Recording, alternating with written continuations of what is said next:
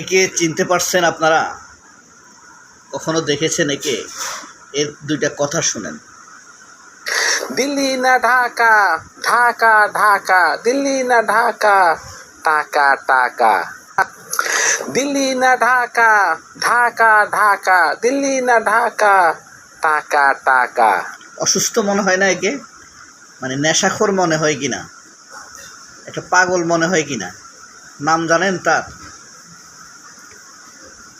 এই যে দেখেন, সে আসলেই নেশাখোর এবং প্রাউড ড্রাগিস্ট। সে সাংবাদিক পরিচয় দেয় আর এইসব করে বেড়ায়। দিল্লি না ঢাকা, ঢাকা ঢাকা। সম্প্রতি সে বলেছে ইসলামী ব্যাংকে অ্যাকাউন্ট খুলতে গেছিল।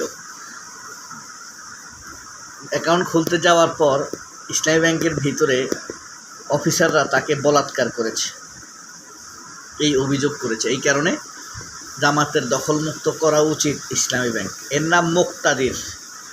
এ সবসময় নেশা করে, সবসময় দেশ বিরোধী কথাবার্তা বলে।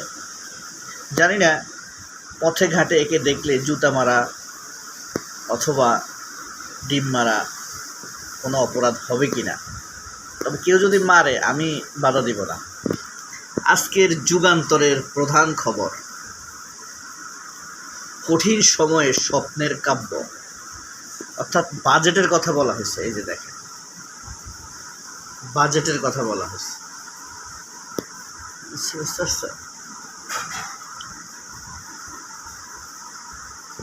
বসুন্ধরার বা ওয়াকারের পত্রিকা বা ইন্ডিয়ান পন্থী পত্রিকা সংকটের নতুন সমাধান। সে বাজেটে তারেক রহমানকে একটু তেল মারার চেষ্টা করেছে। সুরের মূর্ছনায় বিশ্বকাপের উদ্বোধন। এখানে কি দেখতে পাচ্ছেন? কালের কণ্ঠ, ক আকার কা, কালের কা, কণ্ঠের ক, কাক। কাক মানে কাউ। আচ্ছা, যাই হোক, ব্যবসা বান্ধব বাজেট চ্যালেঞ্জ অনেক। আমির খসরুর অর্থপূর্ণ কার্টুন। কর জাল বৃদ্ধির বাজেট, এটা ফালতু পত্রিকা। এটা কোনো হেডিং হইল বেটা মানুষ বুঝবে এমন হেডিং দিবি তোরা।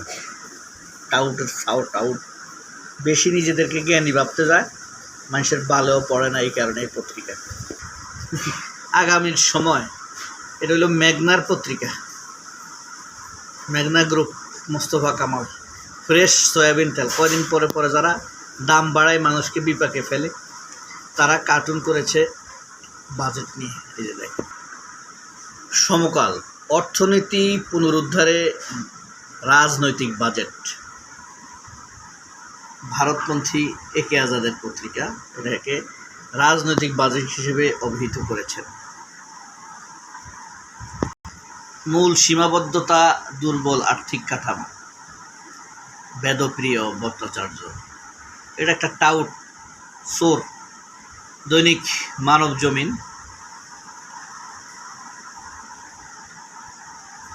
আরেক যুদ্ধ শুরু, তারেক যুদ্ধ শুরু, মতিউর রহমানের কলাম। অন্তর্ভুক্তিমূলক অর্থায়নী চ্যালেঞ্জ, দাম বাড়বে দাম কমবে। মেক্সিকোতে পর্দা উঠল বিশ্বকাপে। দৈনিক আমার দেশ, উদ্যোক্তা ও তরুণ বান্ধব বাজেট। মূল্যস্ফীতি নিয়ন্ত্রণে প্রতিশ্রুতি বাস্তবায়নে কঠিন পরীক্ষা। বিশ্বকাপের জমকালো উদ্বোধন। কমতে পারে যেসব পণ্যের দাম, দাম বাড়বে যেসব পণ্যের। 3 দশকের পুরনো 8 দিন হাসপাতাল বন্ধ করে দিয়েছে সরকার। তারেক রহমানের সময়ে যে 600 লোক খুন হয়েছে,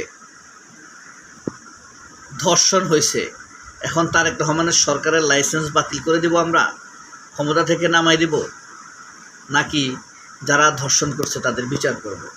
8 দিন হাসপাতালে যাদের অবহেলায় জীবনহানি ঘটেছে তাদের বিচার করতে হবে। হাসপাতালের লাইসেন্স কেন বাদ দিতে হবে? এখন আজকে যে ইউনাইটেড হসপিটালে 5 জন মানুষ মারা গেছে, তারা কি ইউনাইটেড হসপিটালের লাইসেন্স বাতিল করে দিবে? সেটা তো আমরা দেখতে চাই। তাজুল ইসলাম তার ফেসবুক ওয়ালে একটি দাবি করেছেন, পলাতক শাওনকে দ্রুত আইনের আওতায় আনা জরুরি। একের পর এক এই শাওন জুলাই এদেশের মানুষ ধর্মকে নানানভাবে অপমান করছেন। তাকে ডিম মারা যেতে পারে, জুতানো যেতে পারে, তারপর পুলিশ অ্যারেস্ট করবে। এরে চিনেন? এ হইল আরেক মদখোর সাংবাদিক। ধরেন দুইটা গরম গরম কথা বলবে, বিএনপির একটু সমালোচনা করবে, তারপর আস্তে হাসিনার আসার কথা বলবে, হাসিনাই ভালো ছিল, এই কথাটা বলে দিবে।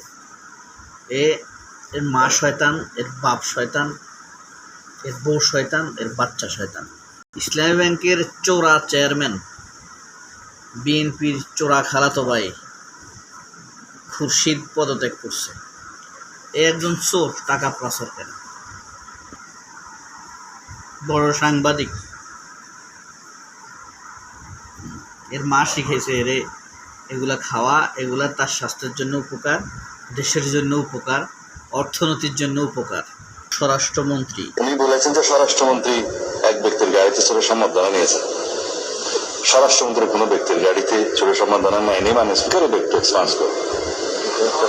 ফর ইউর, স্বরাষ্ট্রমন্ত্রী যখন ছিলাম না তখন আমি সালাউদ্দিন আহমেদের স্থায়ী কমিটির সদস্য ছিলাম। বিদেশ থেকে যখন এসেছি আমি আমার গাড়িতে করে সম্বর্ধনা নিয়েছি। আমার 4টি গাড়ি আছে, আমার 4 জন ড্রাইভার আছে, খুব একটা গরিব মানুষ না। ছবিতে যে দুইজন লোককে দেখতে পাচ্ছেন, চিনেন আপনারা তাকে?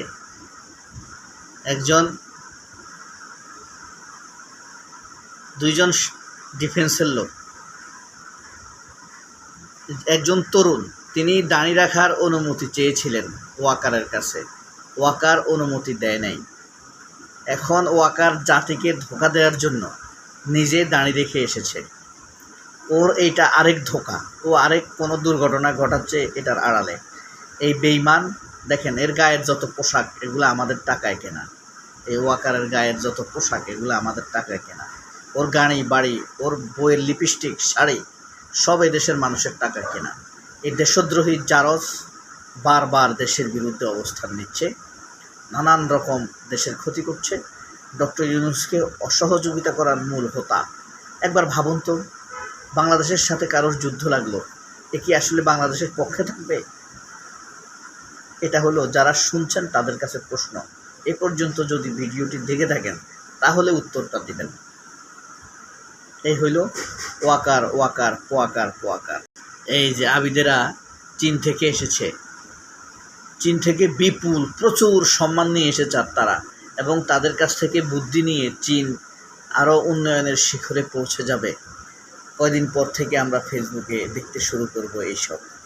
সবাই অনেক ভালো থাকবেন। আল্লাহ হাফেজ। আসসালামু আলাইকুম।